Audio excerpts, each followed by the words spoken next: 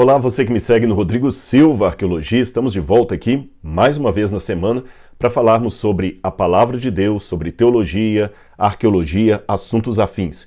E hoje eu gostaria de falar sobre um texto muito polêmico, em que, no livro do Apocalipse, é claro, esse texto afirma que há almas debaixo do altar que clamam a Deus, implorando por livramento. Como entender isso? Será que, de fato, lá no céu tem um altar e as almas ficam ali embaixo gritando para Deus? Nós vamos ler esse texto e vamos explicá-lo. Mas antes de entrar no texto de hoje, eu gostaria de convidar você que não é inscrito no canal a se inscrever, tá bom? Ative o sininho de notificações, assim você vai ser sempre informado toda vez que eu postar um vídeo novo. E se você gostar do conteúdo, deixe o seu like, deixe o seu comentário e também mande para os seus amigos essa informação aqui do canal Rodrigo Silva Arqueologia. Muito bem? Pessoal, vamos lá então. O texto polêmico está em Apocalipse capítulo 6, versículos 9 em diante. Eu vou ler para vocês de acordo com o que está aqui na Nova Almeida atualizada. Quando o Cordeiro quebrou o quinto selo, vi debaixo do altar as almas daqueles que tinham sido mortos por causa da palavra de Deus e por causa do testemunho que deram. Clamaram com grande voz, dizendo: Até quando, ó soberano Senhor, santo e verdadeiro, não julgas nem vingas o nosso sangue dos que habitam sobre a terra? Então foi dada a cada uma delas uma veste branca, e foi-lhes pedido que repousassem ainda por um pouco de tempo, até que se completasse o número de seus conservos e irmãos seus, que iam ser mortos igualmente eles foram. Como é que a gente pode entender esse texto aqui? Será que a gente pode pegar isso de maneira literal? Existem almas debaixo do altar, em algum canto do céu, clamando a Deus por vingança? Antes de começar a explicação desse texto, deixe-me fazer um esclarecimento aqui, talvez um adendo. Esses dias apareceu para mim no algoritmo aí, às vezes as pessoas pegam um trecho de uma fala sua e pegam o trecho da fala de um outro pastor e colocam junto. E fizeram isso comigo e o Dr. Augustus Nicodemos. Ele falando sobre imortalidade da alma, eu falando sobre imortalidade da alma. Na verdade, ele não fez o vídeo para mim e nem eu fiz o vídeo para ele. Ele apenas deu uma palestra, não sei se numa igreja, em algum lugar, e falou sobre um assunto similar ao meu, então alguém compilou a fala dele e a minha, colocou as duas juntas ali e deixou para as pessoas opinarem. Duas coisas me chamaram a atenção ali nos comentários que eu li rapidamente. Foi hoje isso. A primeira coisa é que muitas pessoas, embora o texto que eu estava narrando ali era sobre a parábola do rico e Lázaro, eu não estava falando especificamente sobre esse texto do Apocalipse, eu falei que o texto da imortalidade da alma ele é amplo em toda a Bíblia, mas eu estava trabalhando o recorte da parábola do rico e Lázaro. É lógico que para explicar essa parábola eu fiz menção de outros textos paralelos, e apenas recortaram um pedaço, então não está a minha fala completa, isso é um primeiro elemento. O segundo, que eu não estava tratando desse texto do Apocalipse. Mas mesmo assim algumas pessoas colocaram: ele ignora aquela passagem de Apocalipse em que lá é dito que as almas dos mortos clamam debaixo do altar. Ele ignora aquilo vai contra o que ele está ensinando. Não vai contra, eu não estava explicando aquele texto, eu estava falando da parábola do rico e Lázaro. Mas vários fizeram menção dessa passagem aqui do Apocalipse como sendo uma evidência de que as pessoas quando morrem vão para a presença de Deus e continuam vivas após a morte, ou seja, a sua alma sobrevive ao corpo.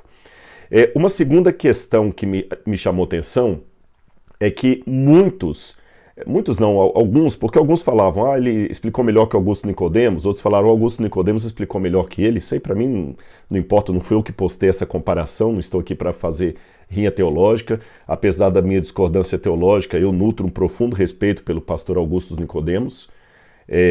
Já vi palestra pessoalmente dele, uma vez que eu estava num evento da Vida Nova, ele tem uma posição conservadora em relação à Bíblia semelhante à minha, mas evidentemente em termos teológicos discordamos. Às vezes eu acho que ele mal interpreta algumas coisas da Igreja Adventista, mas isso não é motivo para eu agora falar mal dele aqui na internet ou querer entrar em briga com ele, réplica, tréplica, isso aí não acaba mais. Apenas o mencionei porque foi o vídeo dele que foi colocado e é melhor você dizer a pessoa do que ficar assim, uma pessoa, um pastor, gerando dúvidas aí. e ele também não foi o responsável por essa compilação dos dois textos, dos dois vídeos, vamos deixar isso claro. Mas muitas pessoas que optaram pela explicação do pastor Augusto Nicodemos fizeram a seguinte observação: o Rodrigo fica falando demais de contexto. O que interessa é o que está no texto, porque eu falei lá da parábola do rico e Lázaro, do contexto judaico em que aquilo foi usado. Jesus usou uma parábola que já existia no meio dos judeus, mas mudou o final, que era uma prática rabínica, e muito assim. Esse é o problema do Rodrigo. Ele, como arqueólogo, ele se perde no mundo dos doutores da lei, esquece da palavra. Vamos à palavra, não interessa o contexto. Irmãos, com todo respeito, eu acho que é justamente o contrário. E aqueles que estudaram que estudaram teologia, como é o caso do Dr. Augusto Nicodemos e outros, ou seja, que são teólogos, eles sabem que em exegese, um dos itens mais importantes na exegese, perdendo apenas pela oração, evidentemente, pedindo a unção do Espírito Santo, um dos itens mais importantes da exegese é justamente o contexto ao qual aquele texto foi escrito, em que época ele foi falado. Porque se nós abandonarmos esse contexto da Bíblia, não é questão que eu estou fugindo do texto agora para ficar dando voltas em Jericó ao invés de atacar a cidade. Não é esse o ponto. É que a Bíblia tomada só assim, com citações pueris de um texto sobre o outro, sem contextualizá-los, em primeiro lugar, tira a Bíblia do seu foco, pode dar a interpretação que você quiser, pode até criar uma exegese, que é quando você enfia uma coisa no texto que não está ali, e pode criar até contradições na Bíblia. Por exemplo, se eu abandonar por completo a busca por um contexto histórico da passagem, o que eu faço com o texto que proíbe as mulheres de falarem na igreja? Um dia eu vou explicá-lo aqui para vocês, mas eu estou usando apenas a guisa de ilustração.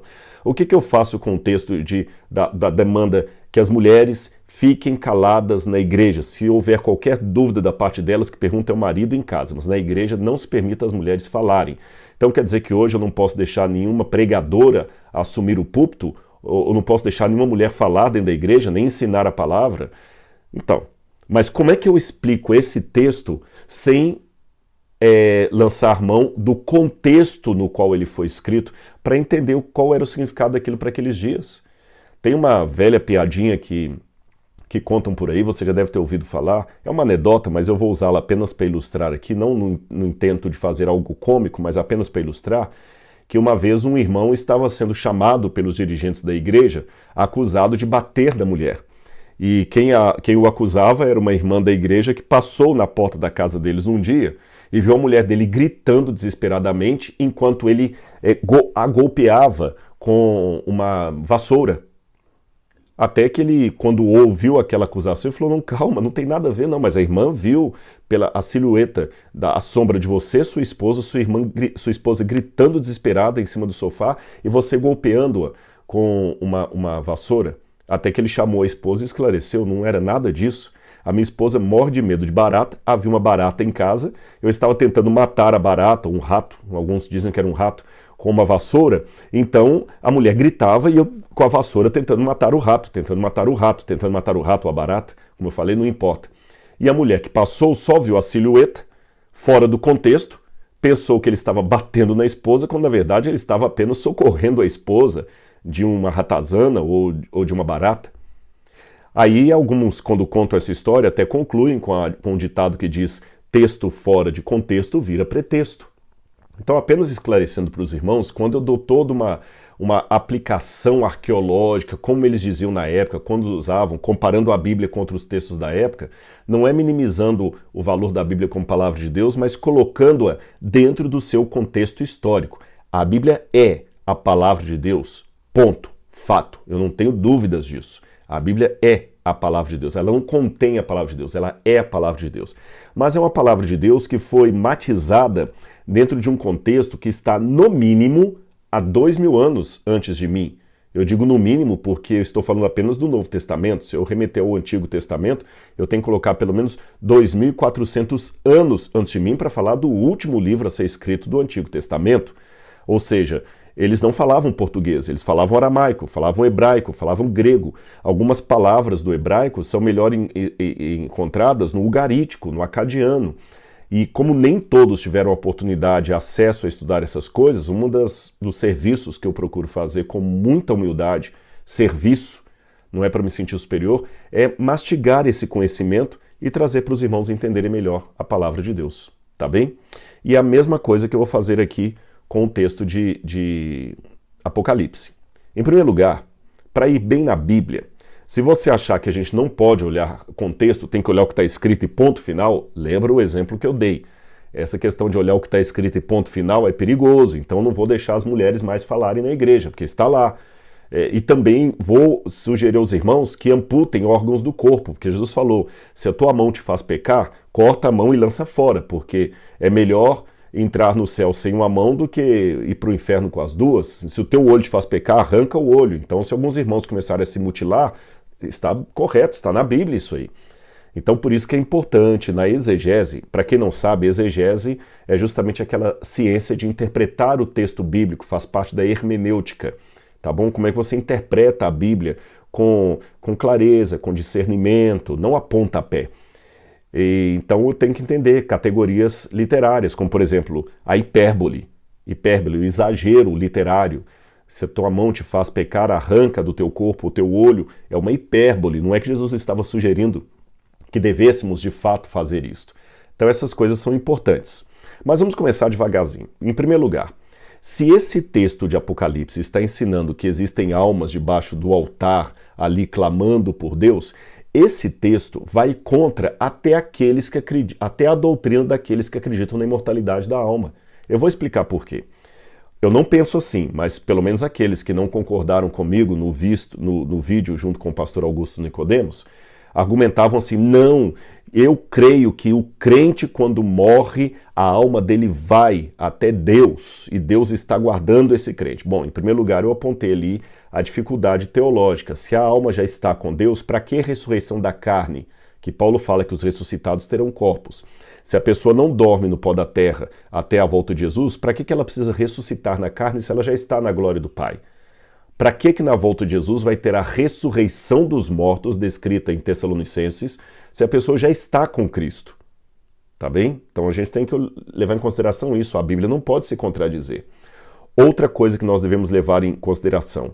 Se a pessoa já está com Cristo na glória, e esse é um texto que comprova isto, então ela não deveria estar clamando por justiça, porque ela já está vindicada. Ela já está com Cristo na glória. Ela morreu, mas a alma dela já está diante do Senhor. Mas se a alma dela diante do Senhor continua clamando por justiça, que paraíso é esse no qual os crentes entram, que a angústia deles não passa depois de estar lá? Porque estas almas aqui de Apocalipse, elas continuam clamando, até quando, ó soberano, não julgas nem vinga o nosso sangue dos que habitam sobre a terra? Então significa que aqueles crentes que morreram em Cristo, mártires, que aqui o caso são mártires, mesmo depois de estarem na glória com Cristo, eles ainda ficam angustiados, clamando por vingança? É meio estranho isso.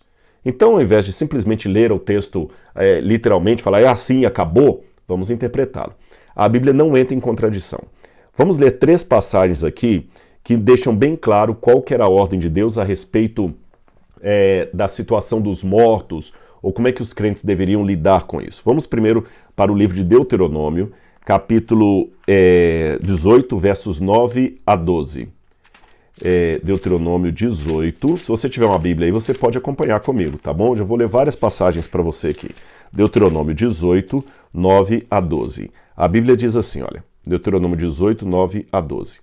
Quando vocês entrarem na terra que o Senhor teu Deus lhes der, não aprendam os costumes abomináveis daqueles povos, que não existem entre vocês quem queime o seu filho ou sua filha em sacrifício, nem que seja adivinho, prognosticador, agoureiro, feiticeiro, encantador, necromante é quem consulta os mortos, praticante da magia ou quem consulte os mortos. Olha, ele falou necromante, e ainda quem consulte os mortos, pois todo aquele que faz tal coisa é abominação ao Senhor. Então Deus abominava quem consultava os mortos. Aí você pode dizer, não, mas João não consultou os mortos, Deus que lhe mostrou os mortos. Mas de qualquer maneira, seria incoerente da parte de Deus proibir os hebreus de consultarem os mortos e mostrar para João visão dos mortos. É meio incoerente isso.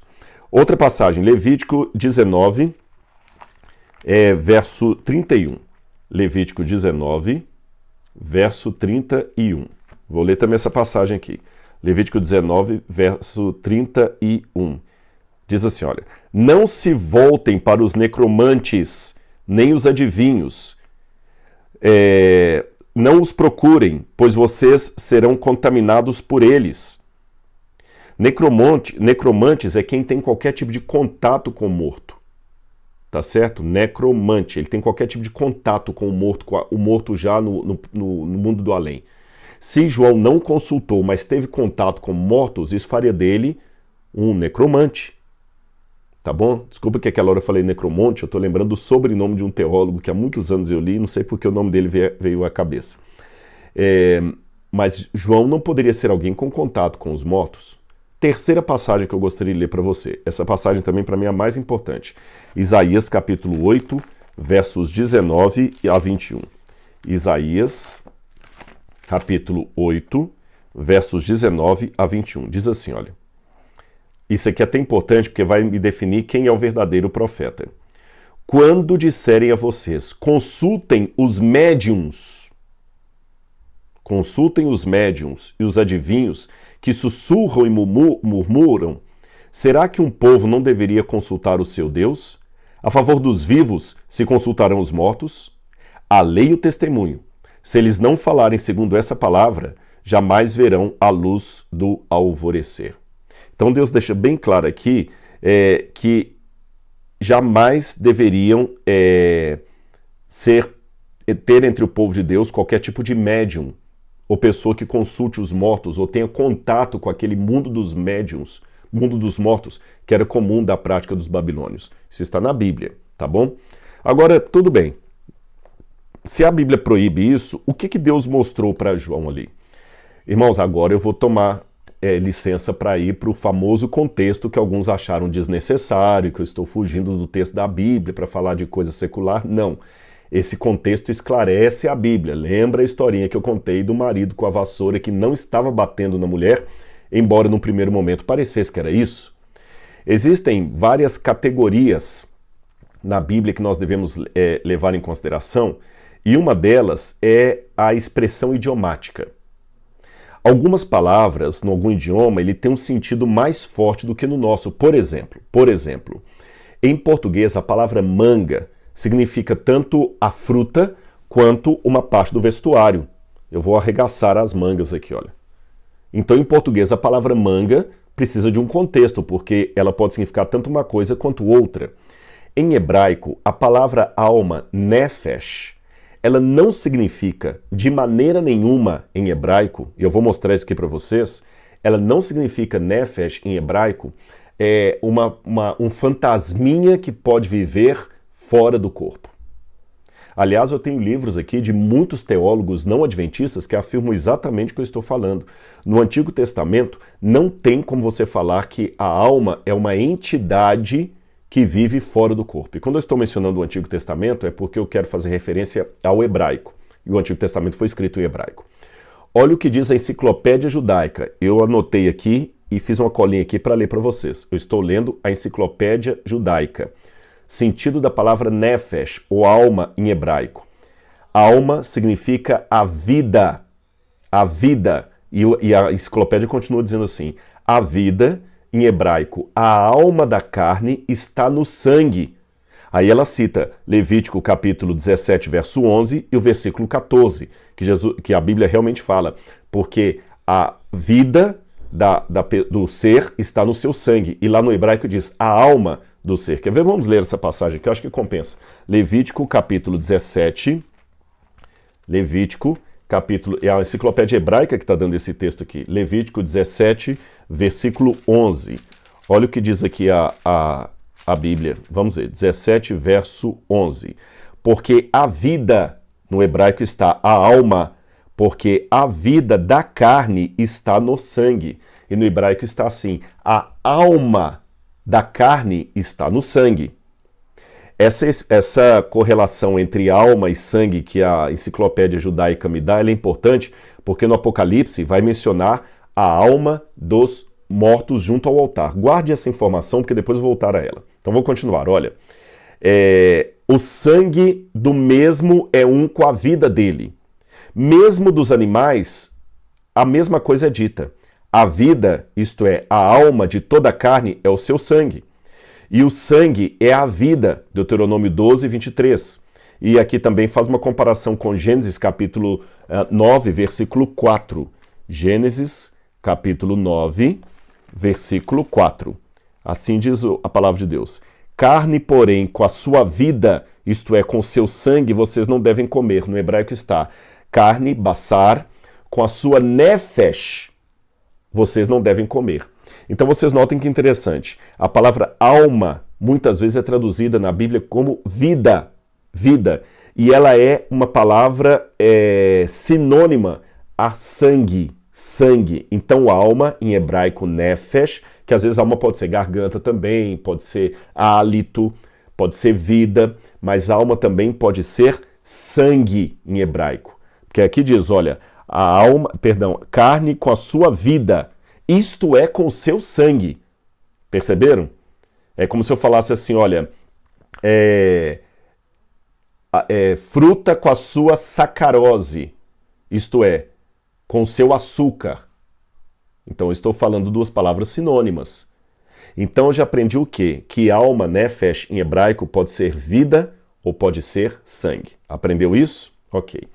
Outra coisa interessante que a gente aprende da forma dos judeus mencionarem é que eles têm uma expressão idiomática que é o seguinte, é uma crença hebraica, está aqui na enciclopédia também, que se o sangue fosse coberto com terra, haveria silêncio.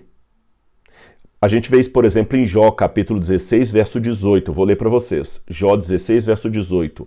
Ó terra, não cubra o meu sangue e não deixe o meu clamor ter lugar de descanso. Olha o que Jó falou. E Jó está falando em forma poética, isso é importante. Ó terra, não cubra o meu sangue e não deixe o meu clamor ter lugar de descanso. Gente, esse texto de Jó é muito parecido com o das almas debaixo do altar. Novamente vou ler para vocês. Jó 26, 21. Jó 16, 18. Ó terra, não cubra o meu sangue e não deixe o meu clamor ter lugar de descanso. Meu clamor, terra, meu sangue. Isaías 26, 21 também diz, a terra também revelará o seu sangue e não cobrirá os seus mortos. Ezequiel 24, verso 7. A essa suposição antiga há uma alusão também de Hebreus, capítulo 12, verso 14, que diz, o sangue da aspersão que fala melhor do que o de Abel. Sangue que fala melhor do que o de Abel. Sangue, vida, alma. 3 palavras sinônimas na mentalidade dos hebreus. E a gente vê que o sangue, isto é a vida, isto é a alma, coberta de terra, significa que houve silêncio.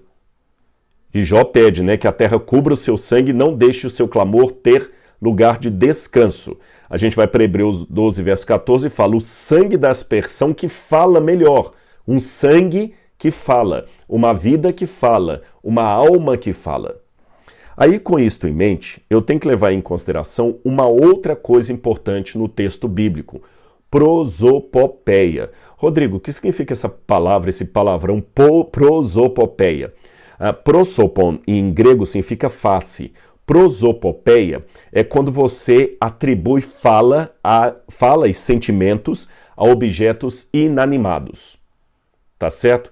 Prosopopeia, nas línguas de modo geral, significa quando você atribui fala e sentimento a objetos inanimados. Por exemplo, é como se eu dissesse assim, meu coração pula de alegria quando eu vejo os teus olhos. Meu coração pula de alegria, quer dizer, coração não pula de alegria como se fosse uma criança. Isso é uma prosopopeia, tá certo? Quando Jesus falou o seguinte, ainda que eles se calem, as próprias pedras clamarão, isto é outra prosopopeia, pedras não clamam. Quando as estrelas da alva juntas cantavam, estrela não canta, aquilo ali é uma prosopopeia.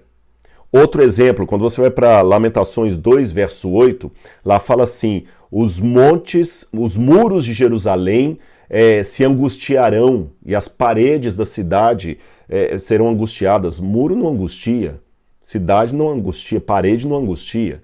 Então a Bíblia está repleta de expressões que são prosopopeias. Quer exemplo de prosopopeia no Apocalipse? Quando você vai para Apocalipse capítulo 20, verso 13, olha o que diz aqui. Apocalipse 20, verso 13. Apocalipse, capítulo 20, verso 13. Vou ler para vocês aqui, olha. Diz assim, ó. O mar entregou os mortos que nele estavam. A morte e o inferno entregaram os mortos que neles havia, e foram julgados, um por um, segundo as suas obras. E quando você vai para o verso 14, também continua. Então a morte e o inferno foram lançados no lago de fogo. Essa é a segunda morte, o lago de fogo. Peraí. A morte e o inferno foram lançados no lago de fogo e enxofre. Então a morte e o inferno agora são duas pessoas que recebem o juízo de Deus e são lançadas no lago de fogo e enxofre. Isso aqui é uma prosopopeia. O inferno não é uma pessoa para ser lançada no lago de fogo e enxofre. A morte não é uma pessoa para ser lançada no lago de fogo e enxofre. O mar, a morte e o inferno não são pessoas para entregarem os mortos que neles estão. Isso tudo é prosopopeia. Eu cometeria um erro crasso se eu pegasse essas passagens agora e interpretasse literalmente, quisesse provar agora que a morte é uma pessoa, que o inferno é uma pessoa, porque a Bíblia fala que o inferno e a morte foram lançados no lago de fogo e enxofre. Isso é prosopopeia, semelhante às pedras clamarão. A prosopopeia, você pode pegar comentaristas até não adventistas, admitem que Apocalipse capítulo 5, ao falar das almas, Apocalipse capítulo 6, perdão, ao falar das almas debaixo do altar no quinto selo, ali está usando uma prosopopeia. Quando João fala, vi as almas dos santos clamando debaixo do altar, ele estava falando, eu vi a vida dos santos ou eu vi o sangue dos santos. Lembra que a palavra nefesh significa tanto vida como alma, como sangue? Lembra disso? Mas alguém pode falar, mas Rodrigo, João escreveu em grego, ele não escreveu em hebraico, tá certo? Mas João, mesmo escrevendo em grego, ele tinha uma mentalidade hebraica por detrás dele. Tanto é que os autores e os especialistas em Novo Testamento reconhecem o que chamamos de hebraísmo, uma forma de se expressar que, mesmo escrevendo em grego, estava usando o hebraico como pano de fundo. Então João estava falando literalmente de uma prosopopeia simbólica no Apocalipse. A vida dos santos, dos mártires, clama debaixo do altar. A alma deles clama, o sangue deles clama na base do altar. E por que João usou então essa figura de linguagem? Então, já que ele não estava falando das almas, era uma prosopopeia, por que João usa essa figura de linguagem? Aí que é interessante. Quando você vai na doutrina do santuário no Antigo Testamento, quando Deus tinha o ritual do santuário, você lembra, no santuário você tinha a tenda, o santuário com lugar santo e santíssimo. Na frente do santuário você tinha a pia de bronze e mais à frente você tinha o altar de sacrifício. O altar de sacrifício. E todos os dias, quando o sacrifício era feito no altar, sabe o que acontecia com parte do sangue dos animais? Eu vou ler para você. Levítico capítulo 4, versículo 7. Levítico capítulo 4, versículo 7. Levítico capítulo 4, versículo 7. Olha aqui. Levítico 4, verso 7. O sacerdote também porá um pouco daquele sangue. Lembra que em hebraico sangue é sinônimo de nefesh, alma e vida? O sacerdote também porá um pouco daquele sangue sobre os chifres do altar de incenso aromático diante do Senhor, o altar que está na tenda do encontro. Todo o restante do sangue do novilho ele derramará na base do altar de sacrifício, que está à porta da tenda do encontro. Então, lá dentro do santuário, ele colocava nas pontas um pouquinho do sangue do animal, mas o que sobrava, ele derramava na base do altar. Então, se o altar estivesse em pé, assim, deixa-me... Aqui é um colírio, tá? Não se importem com isso aqui, não. Se ele estava aqui nessa base, aqui o altar, era na base que o sacerdote deveria derramar o sangue. na base o sangue era derramado, o sangue da vítima. A Bíblia não fala o que acontecia com esse sangue aqui na base, só fala que todos os dias ele derramava o sangue aqui na base. E o que eu tenho em Apocalipse? A mesma visão, agora de uma maneira simbólica. Na base do altar do santuário celestial, João vê o sangue das vítimas clamando: até quando, ó santo e poderoso, não vingas o nosso sangue dos que habitam sobre a terra? Aquele sangue que estava clamando ali, estava clamando como a expressão que Jó usará, que eu falei com vocês quando Jó diz, né? Eu vou repetir de novo o texto de Jó: ó terra, não cubra o meu sangue, não deixe o meu clamor ter lugar de descanso. Ou ainda, outra passagem importante, Hebreus 12, verso 14, o sangue da aspersão que fala melhor do que o sangue de Abel. E por que essa referência ao sangue de Abel? Simples, porque lá no livro do Gênesis, logo depois que Caim mata Abel no primeiro homicídio, o Senhor vai em busca de Caim, e Caim pergunta assim: acaso sou eu o guardador do meu irmão? Estou lendo Gênesis 4, verso 10. E o Senhor responde: o que você fez, Caim? A voz do sangue do seu irmão clama da terra a mim. A voz do sangue do seu irmão clama da terra a mim. Prosopopeia.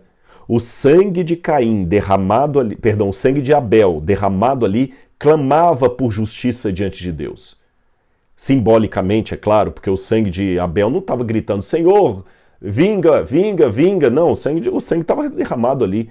Mas aquela cena, de maneira simbólica, era uma demanda por justiça. O sangue, e é até interessante, a voz do sangue de Abel clama na terra, é uma simbologia.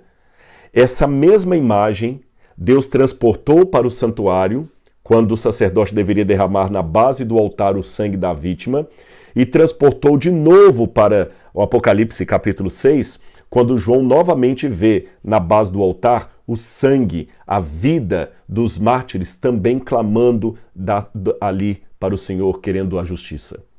E não que tem almas realmente fazendo isso lá no céu. Perceberam? Esse é o sentido daquele clamor.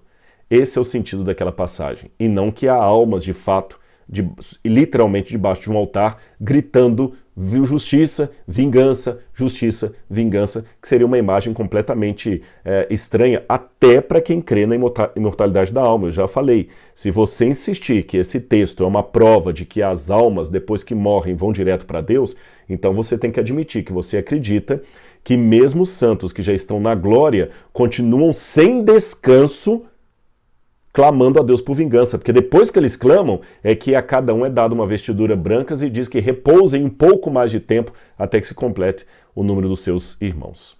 Agora, para fechar essa mensagem aqui de uma maneira espiritual, eu quero dizer para vocês qual seria o sentido daquele clamor ali, daqueles mártires. Salmo 79, versos 5 a 10, para mim, explica o porquê daquele clamor a Deus, daquela súplica para que Deus intervenha e vingue logo o sangue dos seus mártires, do seu povo, dos seus santos, que foram martirizados por amor do Evangelho, e muitos que talvez vão ser martirizados agora em países como o Afeganistão, que eu não sei o que vai acontecer com os missionários que estão lá, com certeza vão ser mortos, quase certamente. Tem muitas igrejas que têm missionários lá, e eu oro por eles e clamo a você que ore, não só por eles, mas pelos que estão na janela 1040. Janela 1040 são os países mais hostis ao cristianismo. Olha o que diz o Salmo 79, versos 5 a 10. Salmo 79, versos 5 a 10. Até quando, Senhor? Será para sempre a tua ira? Queimará como fogo o teu zelo? Derrama o teu furor sobre as nações que não te conhecem, e sobre os reinos que não invocam o teu nome, porque eles devoraram Jacó e destruíram as suas moradas. Não nos faças pagar pela iniquidade dos nossos pais. Que as tuas misericórdias venham depressa ao nosso encontro, pois estamos muito abatidos. Ajuda-nos, ó Deus e Salvador nosso, pela glória do teu nome. Livra-nos e perdoa os nossos pecados por amor do teu nome. Por que diriam as nações, onde está o Deus deles?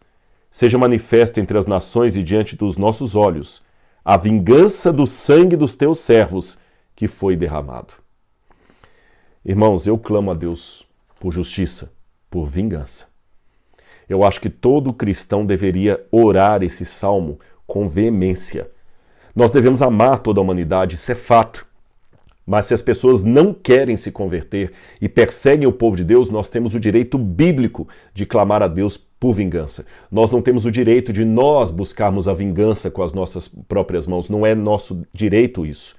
Nós não temos o direito de vingar o mal que acontece. Mas nós temos o direito de clamar a vingança que vem de Deus, a justiça que vem de Deus. E eu clamo a Deus por vingança, por justiça, como aqueles mártires simbolicamente clamaram ali no Apocalipse. Eu clamo, pedindo a Deus que volte logo, execute o seu juízo e traga o livramento do seu povo. E mesmo que você discordar da minha interpretação de Apocalipse capítulo 6 em relação às almas debaixo do altar, que pelo menos você concorde com esse clamor da minha alma. Volta, Senhor, e vinga o nosso sangue dos que habitam sobre a terra. Volta, Senhor, traz o teu juízo. Que Deus abençoe você e sua família. Um abraço e até o nosso próximo vídeo. Tchau, tchau.